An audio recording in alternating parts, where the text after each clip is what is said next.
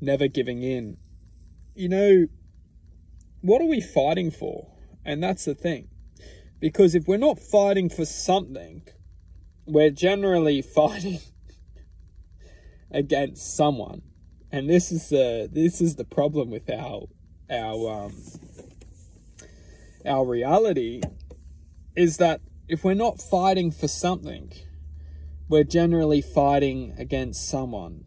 And if you look closely at this society, we'll start to understand that if we don't feel like we've ultimately just that, if we're not feeling like we're fighting for something, we'll often be fighting against someone. And why is this? Is because if you can start to look at our reality, it's built up on two principles. Principle number one is convince us that this reality is something which it is not. If we're taught, which we are, that this reality is essentially formed by chance, and that the chance just happened to manifest into this reality which we're experiencing right now.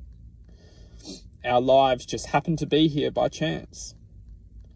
Now, you take that understanding and you give someone a job, you give someone a girlfriend, you give someone a dog, some kids, you give someone enough information to not question existence, and also, just enough information to not get people questioning their existence,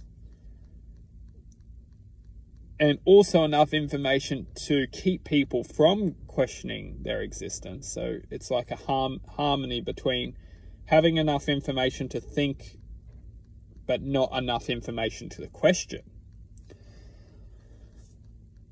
If you can keep someone in like this bubble, which a lot of us are in, you'll essentially create emptiness.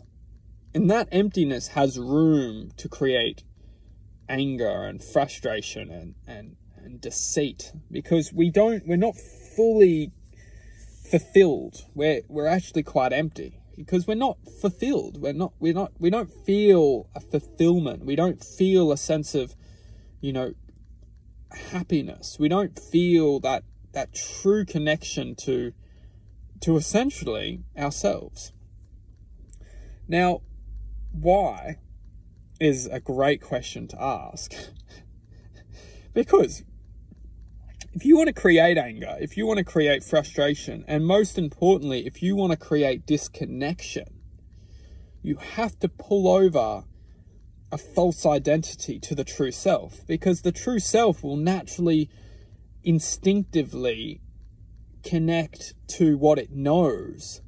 And in order to create that separation, you must inflict a false identity, because without the false identity, you can't truly manipulate a true source. You have to create something false within that true source to separate it from its true source. And the human being has been manipulated precisely within this aspect, is that we're disconnected from the true source of our originality, and we're inflicted within the false identity. And this false identity essentially attempts to distract us for our whole entire life from our true self. Because when we access our true self and we start to develop the true self, we start to understand that we were essentially living a life based on distraction. And nothing's negative. Everything's a learning experience. Therefore, nothing is ultimately negative. But if we want to reveal the distractions in our lives, all we have to do is understand the truth of our existence, which is that as long as we can admit that we don't know, we'll be able to reveal the ignorance of which is trying to tell us that we do know. And it's that very ignorance which is holding us in its grips. of not truly developing the self.